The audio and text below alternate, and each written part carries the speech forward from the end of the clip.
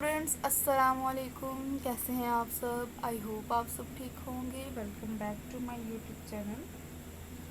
Students, आज का हमारा जो टॉपिक ऑफ डिस्कशन है वो है हिस्ट्री ऑफ क्लासिफिकेशन सिस्टम, यानी क्लासिफिकेशन सिस्टम के पीछे की क्या हिस्ट्री है, किस किस ने इस पर काम किया था और किस किस ने क्या क्या काम किया था। करें earliest noun system of classification of organism, जो पहले सिस्टम जाना जाता था क्लासिफिकेशन के लिए, वो ग्रीक फिलोसोफर अरिस्टोटल ने दिया था। ये बात याद रखनी है, अपने मोस्ट इम्पोर्टेंट एमसीक्यूज भी है, ठीक है। He classified all living organism known at that time is there in group plantae और एनिमिलिया। इसने क्या किया था, जितने भी लिविंग ऑर्गेनिज्म उस टाइम पर जाने जाते थे उसने उनको दो ग्रुप्स में डिवाइड किया, एक को प्लांटी एक को एनिमिलिया। यानी उसको था कि या तो जानवर हैं या तो प्लांट्स हैं। लेकिन बाद में फर्दर जो है वो अबू उस्मान उमर अल जहीज़ ने डिस्क्राइब किया कि 350 स्पीशीज़ हैं एनिमल की। इन अपनी बुक के अंदर उनकी करैक्टरिस्टिक्स को बयान किया।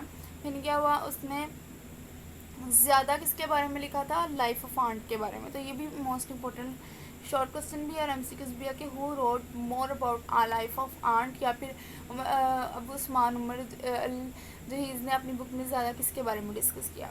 अब इब्न रुश्द एवरेस ने ट्रांसलेट किया अरिस्टोटल बुक को, यानी De Anima on the soul Arabic में, ठीक है। और फिर 15th सेंचुरी के लास्ट में बहुत से बायोलॉजिस्ट ने इस पर काम करना स्टार्ट किया। इसमें से आपने सिर्फ और सिर्फ 3 शॉर्ट क्वेश्चन 3 एमसीक्यूज याद करने हैं। अरिस्टोटल वाला, अबू उस्मान अल हिजाज ने इसके बारे में ज़्यादा लिखा और इब्न रुश्द एवरेस ने क्या किया था।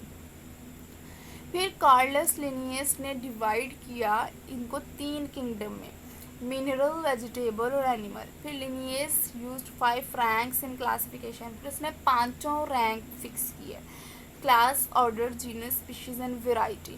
Linnaeus is the best known for his introduction of the method still use to formulate the scientific name of every species. अभी भी यही चीज़ यूज़ होती है। हम किसी भी अगर स्पीशी का साइंटिफिक नेम देना हो तो हम यही यूज़ करते हैं। एंड्रा सेल्पिनो ने डिवाइड किया प्लांट्स को 15 ग्रुप्स के अंदर, इसको हमने जनरा बोला। फिर जॉन रे ने पब्लिश किया इंपॉर्टेंट वर्क ऑन प्लांट पर वर्क किया, इसको हमने क्लासिफिकेशन बोला। फिर अगस्टस रिविनस ने इंट्रोडक्शन ऑफ टेक्सॉन को ऑर्डर में दिया। फिर introduction of taxa and class species Tournefort ने दिया। कार्लस लिनियस ने ग्रुप की स्पीशीज को उनके सिमिलर फिजिकल करैक्टरिस्टिक की बेस पे।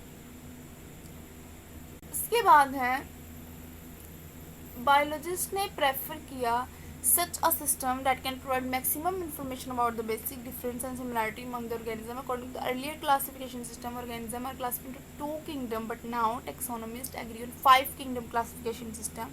अब हम पहले 2 kingdom classification system देखेंगे, फिर 3 kingdom देखेंगे, और फिर आई थिंक इसमें 4 का जिक्र है, 4 होगी या फिर डायरेक्ट 5 है जी, ये इसमें डायरेक्ट 5 है, ठीक है।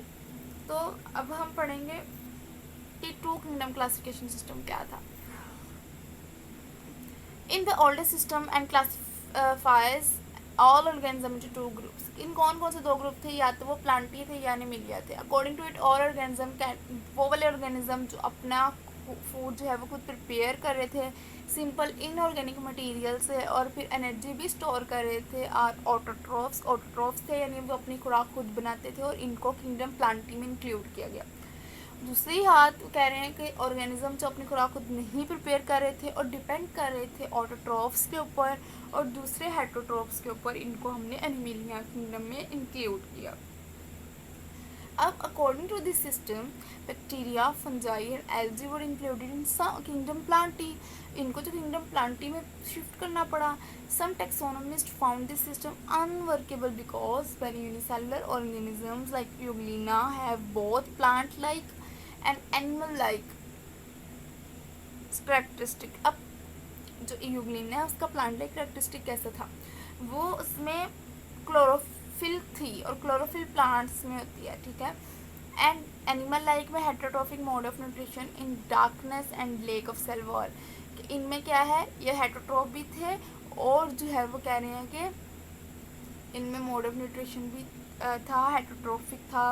ऑटोट्रॉफिक होना चाहिए ना अगर तो वो प्लांट है, तो इनमें सेल वॉल भी नहीं थी जैसे प्लांट में होती है। तो इन्होंने कहा फिर इनको एक सेपरेट किंगडम में रखना पड़ा, इसलिए फिर 3 किंगडम क्लासिफिकेशन सिस्टम आया, जिसमें प्रोक्रियोट्स का एक, प्रोक्रियोट्स एंड यूक्रियोट्स का एक अलग से बनाया गया। ठीक है, तो नेक्स्ट 3 किंगडम क्लासिफिकेशन सिस्टम में चलें तो वहाँ पर अर्नस्ट हैकल ने सॉल्व किया first objection and proposed a third kingdom classification system, इसमें protista to accommodate euglena like organism, इसमें प्रोटिस्टा को डाला गया।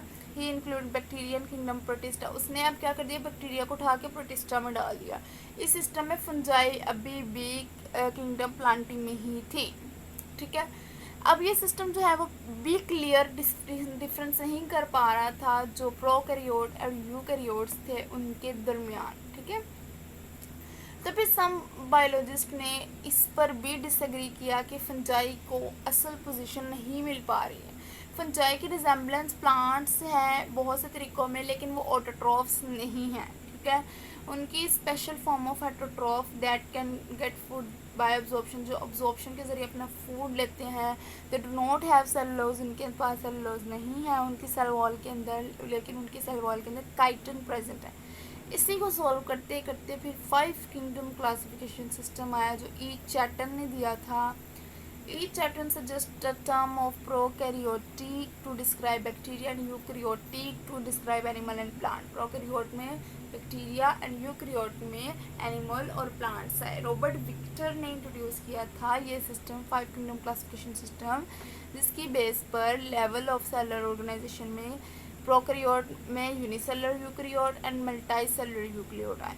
The principal mode of nutrition, photosynthesis, absorption, ingestion on the basis of organism are classify, इनकी basis पर इनको classify किया गया। मोनेरा, प्रोटिस्टा, फंजाई, प्लांटियन, एनिमिलिया, ये 5 थे। अब हम इनको 1 बाय 1 डिस्कस करेंगे। इधर लिखा हुआ है कि मार्गिलस एंड श्वार्ट्ज ने मॉडिफाई किया 5 kingdom classification of Victor. They considered genetics along with cell, अब उन्होंने सिर्फ और सिर्फ cellular organisation, mode of nutrition and classification के अलावा जेनेटिक मोड को भी डिस्कस किया। ठीक है, फिर उन्होंने क्लासिफाई किया ऑर्गेनिज्म को वही 5 किंगडम के अंदर जो कि विक्टर ने प्रपोज किया था। अब वो 5 किंगडम क्लासिफिकेशन सिस्टम हम इंशाल्लाह नेक्स्ट लेक्चर में डिस्कस करेंगे। यहाँ तक आपको कोई भी क्वेश्चन हो आप कमेंट सेक्शन में लाजमी बताया करें। ये जो 5 किंगडम क्लासिफिकेशन सिस्टम होता है मोस्टली लॉन्ग में आ जाता है, लेकिन यहाँ तक जितना भी हमने पढ़ा है वो इम्पोर्टेंट नहीं है। इनमें से सिर्फ और सिर्फ MCQs के लिए आप प्रिपेयर कर सकते हैं। ये था जी आज का हमारा लेक्चर। आई होप आपको आज के लेक्चर की समझ आ गई होगी। मज़ीद वीडियोस के लिए अगर आप मेरे चैनल पर नए हैं तो चैनल को सब्सक्राइब करें, वीडियो को लाइक करें और फ्रेंड्स के साथ शेयर करें। नेक्स्ट वीडियो तक के लिए अल्लाह हाफिज़।